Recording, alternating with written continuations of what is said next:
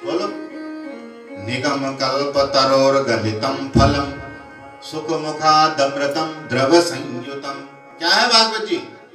निगम कल्प तरोर गलितम फलम, चारों वेदों का, निगमों का, कल्पों का, शास्त्रों का गलितम फलम फल है, और वो भी पका हुआ मीठा फल। मतलब भागवत कर ली, ऐसे समझ लो कि भागवत कर ली तो कर लिए वेद, वेदांत, शास्त्र, पुराण सब कुछ कर लिया। योग, यज्ञ, जप, तप, तीर्थ यात्रा, पितरोद्धार सब कर दिया। लिखा है भागवत जी प्रमाण के साथ में, सब कर लिया। तो भैया तो तब तो सबको कर देना चाहिए, फिर सारी झंझट खत्म, न कभी कहीं कुछ करना पड़े न कुछ करना पड़े, फिर तो भागवत ही कर लो। और फिर जितना हम जीवन में करते हैं उतनी सी तो सस्ती ही होगी भागवत जी। अरे कितने सालों से कभी पाठ, कभी पूजा, कभी हवन, कभी कीर्तन, कभी भजन, बहुत कुछ होता है महाराज, कभी जागरण, कभी और काम बहुत करते हैं लोग, और बड़ा पैसा भी लगता है उसमें, ऐसी बात नहीं है। तो पर संपूर्ण सार तो भागवत जी है, तो फिर भागवत जी क्यों नहीं कराई? बोले जन्मांतरम भवेत पुण्यम तस्माद भागवतम लभेत। अरे भैया जन्म जन्मांतरों का पुण्य एकत्रित होगा, पितरों की कृपा हो जाएगी, है गुरु ज्ञान से बुद्धि पवित्र हो जाएगी, तब लभेत, प्राप्येत नहीं लिखा हुआ है, लभेत लिखा हुआ है। दोनों शब्द का मतलब एक ही होता है, लेकिन प्रयोग अलग अलग जगह होता है। प्राप्ति का प्राप्त होता है कि है और हमने पा लिया, लेकिन लभेत मतलब ढूंढना पड़ता है, खोजना पड़ता है।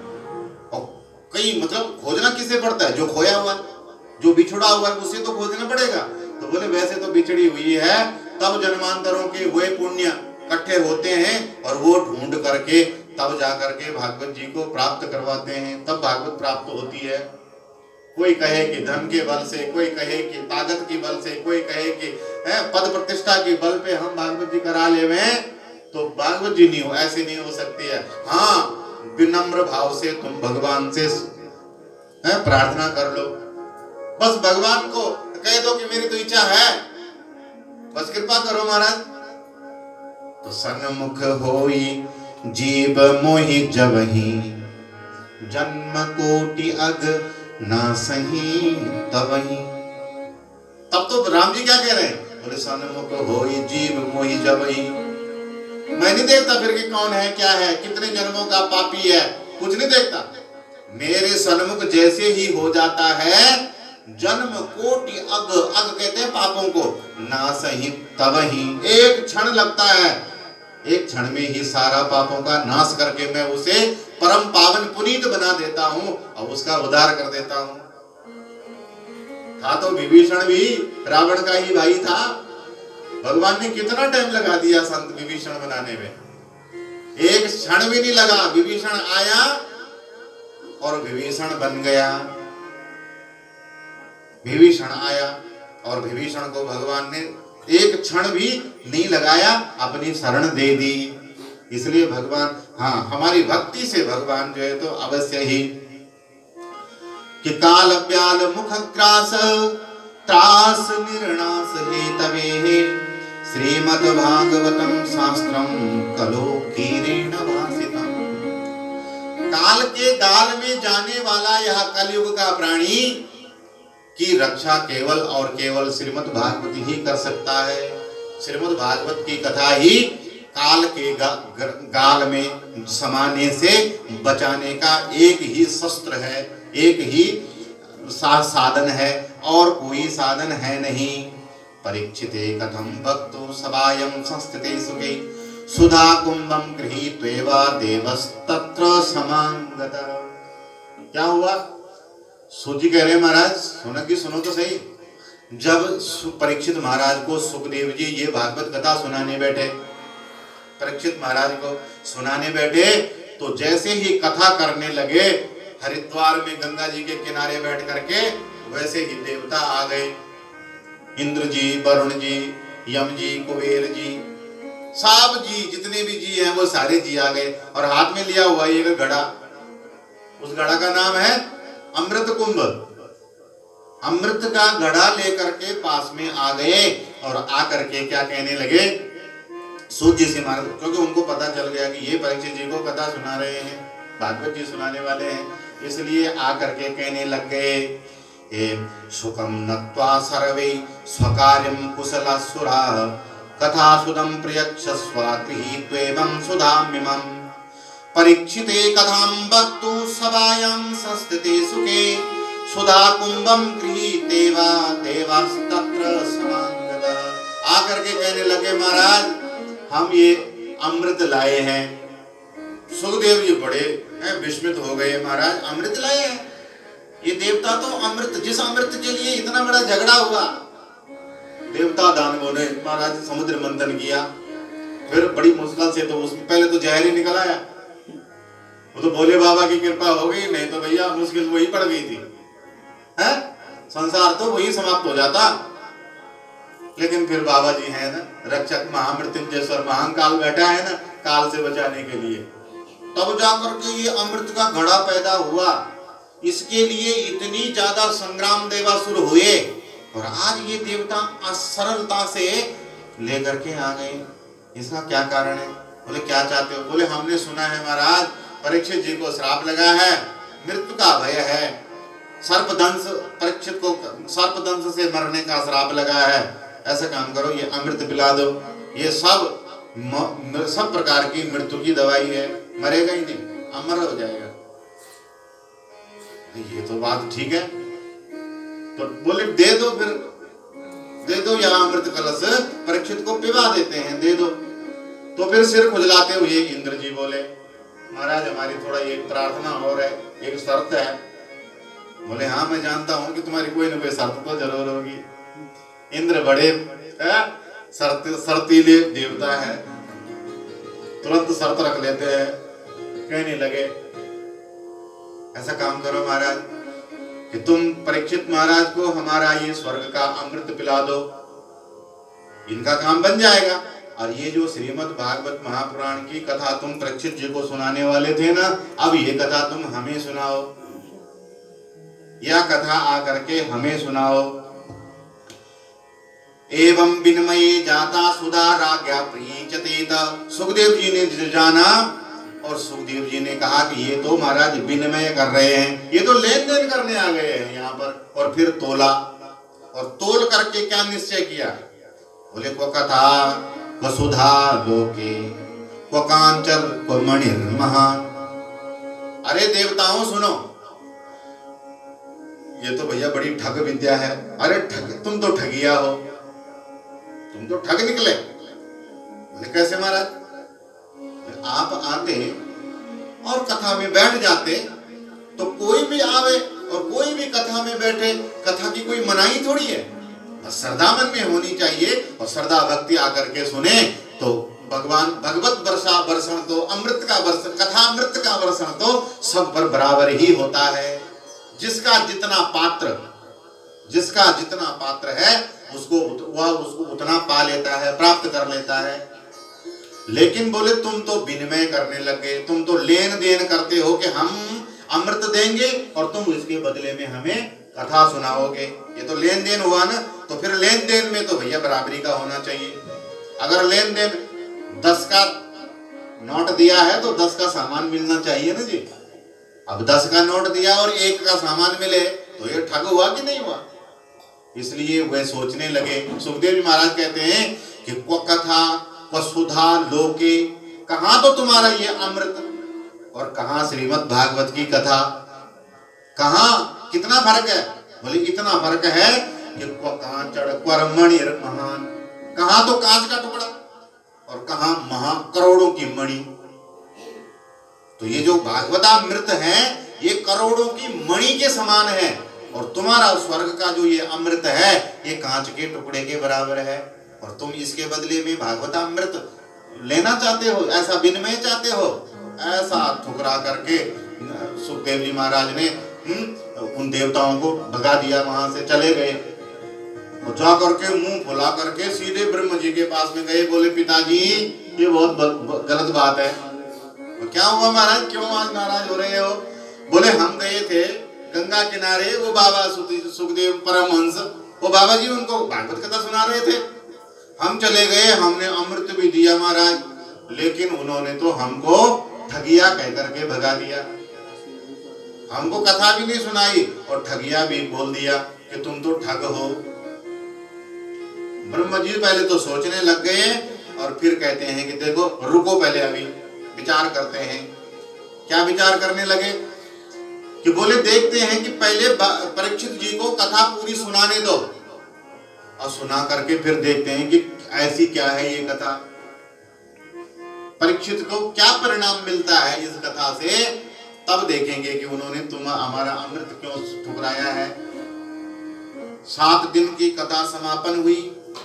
7वें दिन जब राजा परीक्षित का मोक्ष हो गया, स्वर्ग से विमान, वैकुंठ भवन का विमान में बैठ करके जब राजा परीक्षित जाने लगे, तो जैसे ही गए भू भुवा स्वा महाजन तप सत्य, सत्यलोक कहते हैं ब्रह्मलोक को, ब्रह्मलोक से तक, तो पहले तो देखा कि विमान स्वर्ग तक आ गया है, तो वो सोचे कि कथा सुनने से ये स्वर्ग में ही इनको स्वर्ग मिल गया। लेकिन विमान तो स्वर्ग में भी नहीं रुका, वो तो और ऊपर चल गया। फिर सोचे ये ब्रह्मलोक कहाँ जाएंगे, इस लोक जाएंगे, उस लोक जाएंगे, ऐसे सारे लोकों का भेदन करता हुआ वह वैकुंठ भवन का विमान ब्रह्मलोक पहुंचा। ब्रह्मलोक में ब्रह्म जी ने सोचा कि भैया ये भागवत की कथा तो महान है, ये तो ब्रह्मलोक की प्राप्ति कर गया।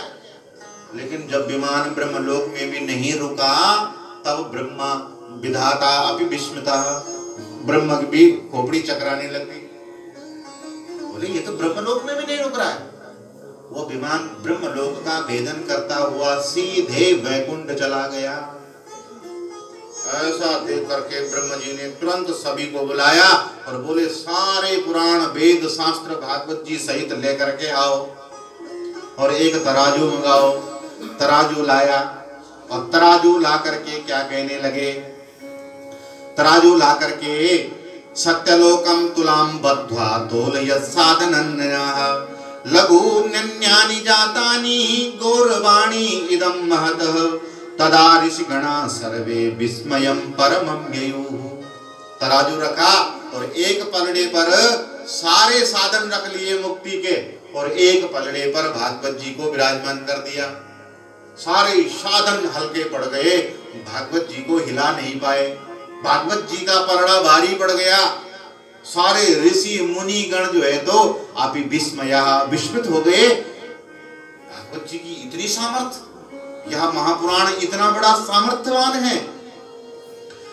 तदा ऋषि विस्मयाः मेनिरे भगवत रूपम शास्त्रम भागवतो कलोहो पठनाश्रणवदान सत्यो वैकुंठ फलदायक। वो सब कट्टे हुए बोले भैया बस करो। क्या निर्णय है? सबने तोल मोल के एक ही निर्णय निकाला है कि मेनिरे तद रूपम शास्त्रम भागवतो कलोहो। अरे कहाँ तुम्हारी बुद्धि चकरा रही है? ब्रह्म जी बोलने लगे अरे कहाँ सोचते हो, सुनो देवताओं ऋषिगणों सब, ये भागवत जी कोई पोथी नहीं है। मेनिरे भगवत तद रूपम, अरे ये तो साक्षात वैकुंठपति का साक्षात स्वरूप है श्रीमद् भागवत महापुराण। और कलयुग में मुक्ति का इसके अलावा और कोई साधन नहीं है। इसको जो पढ़ता श्रवणात्, जो सुनेगा वही मुक्ति का अधिकारी बन जाता है। सप्ताहेन श्रुतम चैता तत्सर्वम मुक्तिदायकम। और इसका विधान साप्ताहिक विधान ही है, वही साप्ताहिक विधान ही फल देने में सामर्थ्य है। इसलिए भागवत सप्ताह यज्ञ कराना चाहिए। भागवत की सप्ताह विधि नियुक्त की गई। सोनको वाचा लोक विग्रह मुक्तस्य नारद संस्थिताः विधि श्रवते पुत्र प्रीति संयोग पुत्र तेः। ऋषिगण कहने लगे कि देखो सनत कुमारों ने यह कथा जब नारद जी को सुनाई थी, भागवत जी की कथा, तो उन्होंने सप्ताह विधि का सबसे पहले वाचन किया था और तब से वह सप्ताह विधि ही जो है तो प्रसिद्ध हो गई, वही फलीभूत हुई। सोनक जी पूछने लगे महाराज नारद बाबा को क्या आन पड़ी? नारद तो नारद है, उन्होंने क्यों भागवत जी करवाई थी? सनकादि ऋषि हमने सुने हैं कि सनक सनंदन सनातन सनत कुमार बद्रीनाथ में बैठ करके 5 साल की अवस्था के बालक बने रहते हैं और केवल हरिशरणम भगवान का ही स्मरण करते रहते हैं। तो वे कब आ गए और उन्होंने कब ये भागवत की कथा करी? क्या उद्देश्य था इन लोगों का कथा का? नारद जी जो जितने समय में गौ दुही जाती है, गो दोहन काल से ज्यादा एक जगह पर टिक नहीं सकते हैं, तो 7 दिन तक भागवत जी की कथा में कैसे बैठ गए? हे नारद जी, कृपा पूर्वक हमें यह सारा वर्णन विस्तार पूर्वक सुनाओ। तब सूजी महाराज कहने लगे, एकदा हि विशालायां चत्वारि ऋषयो मला सत्संगात् समायात तत्र नारदम। एक बार सत्संगार्थ, सत्संग करने के लिए, भगवान की कीर्तन कथा करने के लिए सनक सनंदन सनातन और सनत कुमार चारों भैया विशालापुरी, विशालापुरी मानी बद्रीनाथ, बद्रीनाथ जी का एक नाम है विशालापुरी, बद्रीनाथ जी में आए। और जब बद्रीनाथ जी में पधारे तो बद्रीनाथ जी में आकर के उन्होंने क्या देखा? नारद जी बैठे हैं और मुंह लटकाए हुए नारद जी को चिंता आतुर देख करके बड़े विस्मित हो गए कि नारद मुनि जो नारायण कीर्तन में मग्न रहते, आज ये किस चिंता में हैं? आकर के कहने लगे कि महाराज कथम ब्रह्मांतीन मुख कुतश्चिंता तुरो भवान त्वरितम गम्यते पुत्र कुतश्चागमनम तवाह। तुम्हारे आगमन का कारण क्या है महाराज? हे ब्राह्मण, कथम तीन मुखम, क्यों मुंह लटका करके बैठे हो? नारद जी, क्या चिंता है तुम्हें? लगता है कि कोई बहुत बड़ी चिंता सता रही है। नारद जी कहने लगे, महाराज अहम तो पृथ्वी यातो यात्वा सर्वे महामतिम पुष्करम च प्रयागम च काशी गोदावरी तथा। अरे काशी गोदावरी पुष्कर आदि तीर्थों में पृथ्वी में गया था घूमने। लेकिन महाराज जो ये वर्णन कर रहे हैं नारद जी धरती का, कैसा कैसा उन्होंने क्या देखा धरती में? सत्यम नास्ति तपस्सोचम दया दानम न विद्यते। मैंने देखा धरती पर क्या हो गया? सत्यम सोचम दयम नास्ति, न तो किसी में सत्य रह गया, न सोच रह गई, न पवित्रता है, न दया है, न दान वृत्ति है। ये सारी जो है तो केवल और केवल संसार कैसा हो चुका है इस कलयुग में? बोले उदरम भरणो जीवा वकारा कूट भाषिणा। केवल पेट भरना जानते हैं, केवल पेट भरने की विद्या आती है, पेट भरने में रात दिन लगे हुए हैं। और कूट भाषिणी, इतना कठोर बोलते हैं, इतना कटु वचन बोलते हैं जिससे कि जो तीर के समान लगते हैं। वाणी भी महाराज बड़ी पवित्र चीज है, इसका प्रयोग भी सब नहीं करना जानते, इसका प्रयोग भी करना एक कला है। वाणी एक अमूल है, जे कोई बोले जान, हृदय तराजू तोल के तब मुख बाहर आन। ये वाणी अनमोल है भैया, इसका कोई मूल्य नहीं है। ये फिसल जाए तो खाक की और संभल जाए तो लाख की, ये वाणी ही है। इसलिए बोले इस अमोल धन को वैसे खर्च न किया करो भैया। हृदय के तराजू में पहले तोल मोल लो और तब मुंह से बाहर बोलो। पहले तोल लो कि मुझे बोलना चाहिए कि नहीं बोलना चाहिए, और इस बोलने से आगे क्या परिणाम निकलेंगे ये भी सोच लीजिए। देखो जी, साची बात तो ये है कि ना तो पांडवों को भी ऐसा विचित्र भवन बनवाना चाहिए था, समझ रहे हो? और अगर ऐसा विचित्र भवन बनाना था तो आगे बोर्ड लगा देना चाहिए था, सावधान, इस भवन में घुसने वाले सब सावधान। किन किन चीजों से? बोले यहाँ विचित्र भवन है, जहां अग्नि दिखेगी वहां अग्नि होगी नहीं, जहां जल दिखेगा वहां जल होगा नहीं। लगाना चाहिए बोर्ड कि नहीं लगाना चाहिए? जब तुम ऐसा उटपटांग बना रहे हो तो लगाओ ना फिर बोर्ड। न तो उनको ऐसा करना चाहिए था, और न ही दुर्योधन का आगमन होना चाहिए था। और संयोग बस ऐसा कुछ हो भी गया था तो फिर द्रौपदी को भी इतना उच्च आस में हंसना नहीं चाहिए था। और हंसे सो महाराज अंधे का पुत्र अंधा। तो जितना मर्जी तुम धर्म का पक्ष ले लो, हम भी लेते हैं, सब लेते हैं, लेकिन ये सनातन वैदिक वांग्मय है, यहाँ तर्क और कुतर्क दोनों है, समझ रहे हो? यहाँ तर्क और कुतर्क, यहाँ दर्शन भी है। आस्तिक और नास्तिक दो प्रकार के दर्शन है। एक दर्शन आस्तिक भी है तो एक दर्शन नास्तिक भी है, और उस नास्तिक को भी जो है तो स्थान दिया गया है। और नास्तिक दर्शन के आचार्य कौन हुए? चारवाक ऋषि। वो पता क्या कहते हैं? उठपटांग गाते हैं, यावत जीवेत सुखम जीवेत ऋणम कृत्वा घृतम पिबेत। अरे भैया छोड़ो सब दुनियादारी का, योग यज्ञ जप तप सब बेकार की बातें हैं। शरीर को कष्ट मत दो, जब तक जियो तब तक सुखी चैन से जियो, और ऋण करो और घी पियो।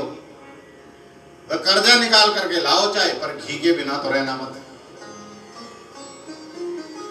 तो वो उसको भी स्थान मिला है कि भाई ऐसा भी है। इसलिए वाणी एक अमोल है, न हंसती और न ऐसे कटु वचन बोलती। रिश्ते में तो जेठ ही लगता है कि नहीं लगता है?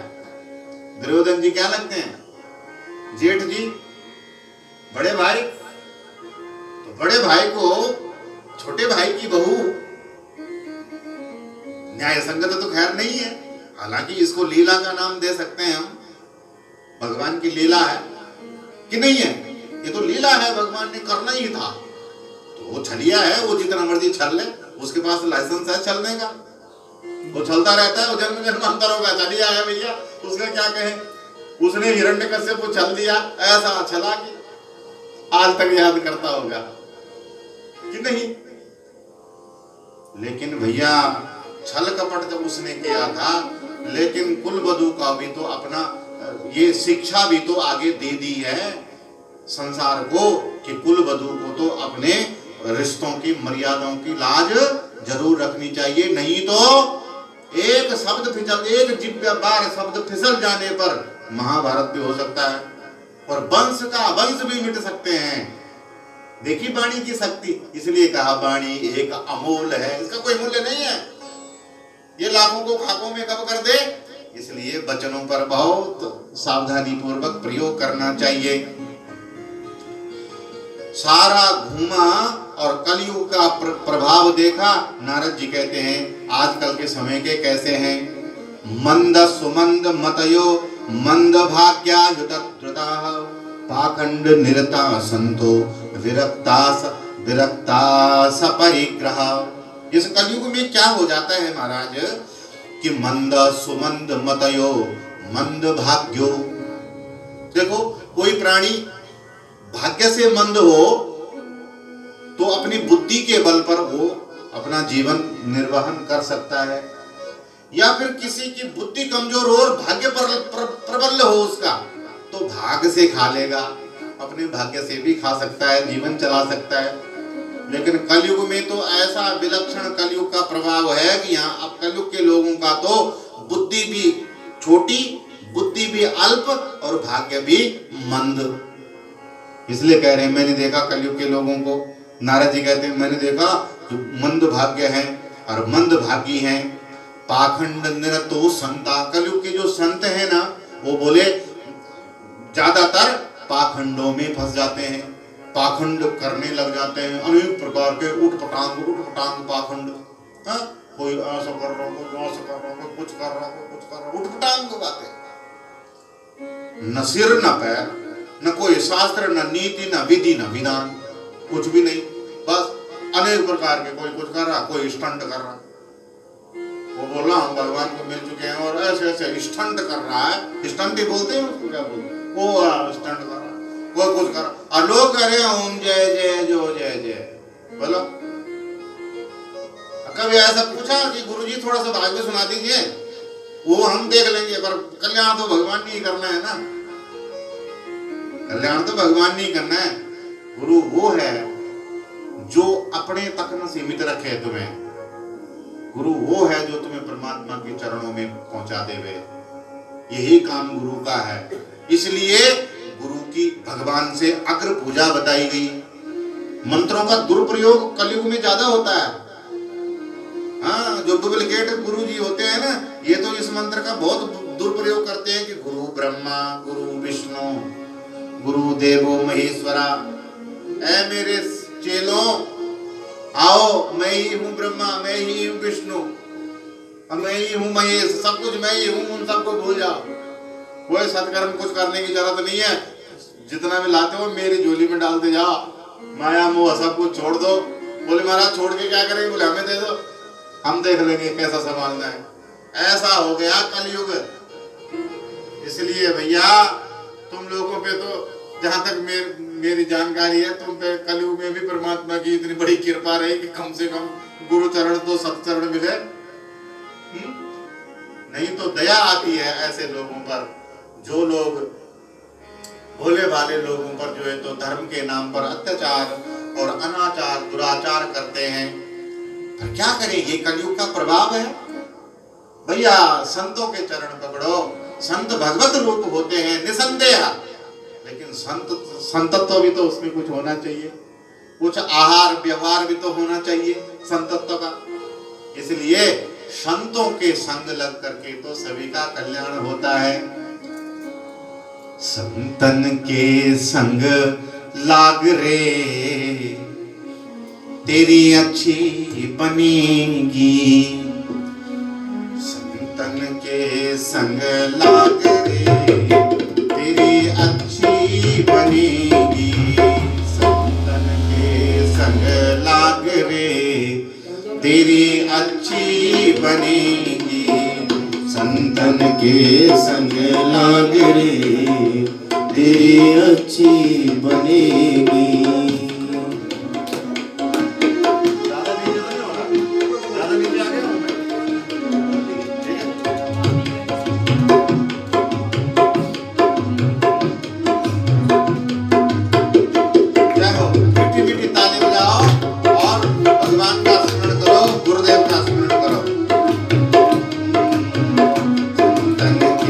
संग लाग रे तेरी अच्छी बनेगी। संतन के संग लाग रे तेरी अच्छी बनेगी। अच्छी बनेगी तेरी बिगड़ी बनेगी। अच्छी बनेगी तेरी बिगड़ी बनेगी। अच्छी बनेगी तेरी बिगड़ी बनेगी। अच्छी बनेगी तेरी बिगड़ी बनेगी। होए तेरो बड़ो भाग रे तेरी अच्छी बनेगी। संतन के संग लाग रे तेरी अच्छी बनेगी।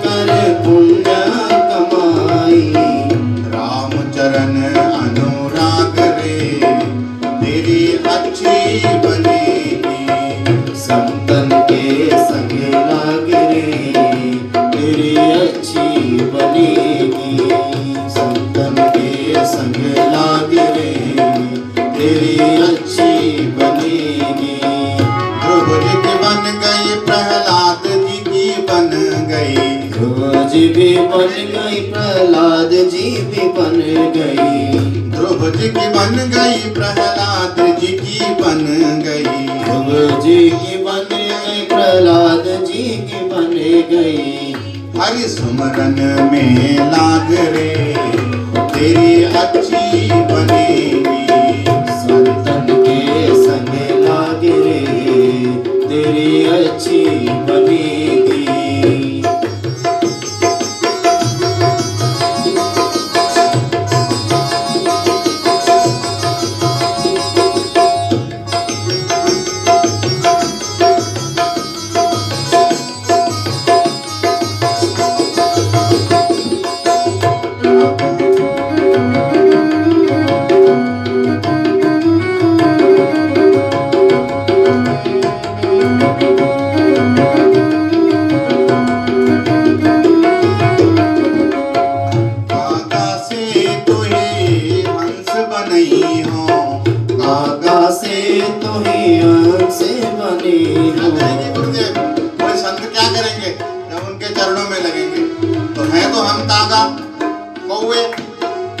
लेकिन गुरुदेव की हाथों में वो कलाकारी है कि कौवे को हंस बना देंगे।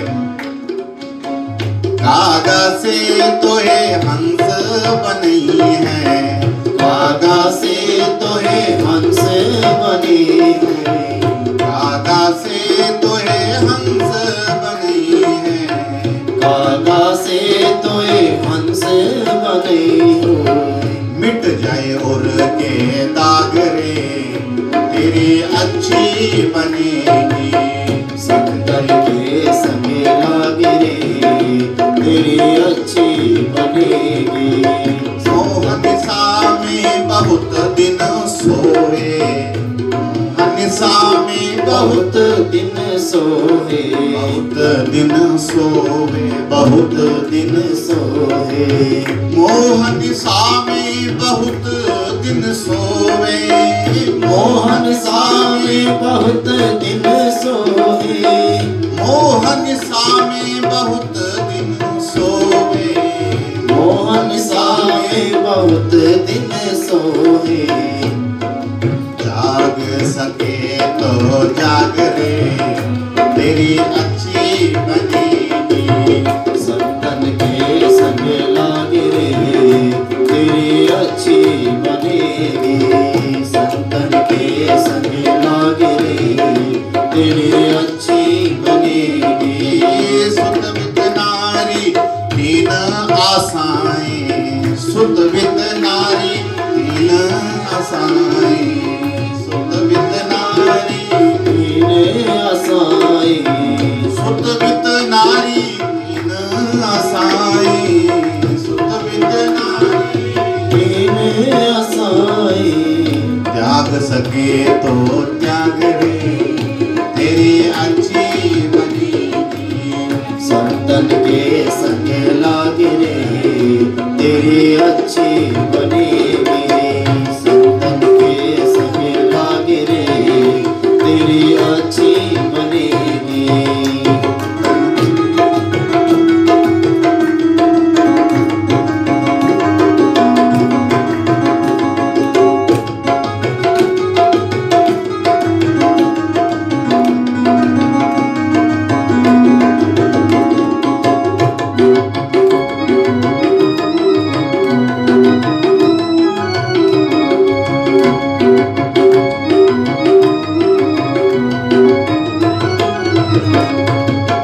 कहत कबीर सुनो भई साधो, कहत कबीर सुनो भई साधो, कहत कबीर राम सुमिरन में, कहत कबीर राम सुमिरन में।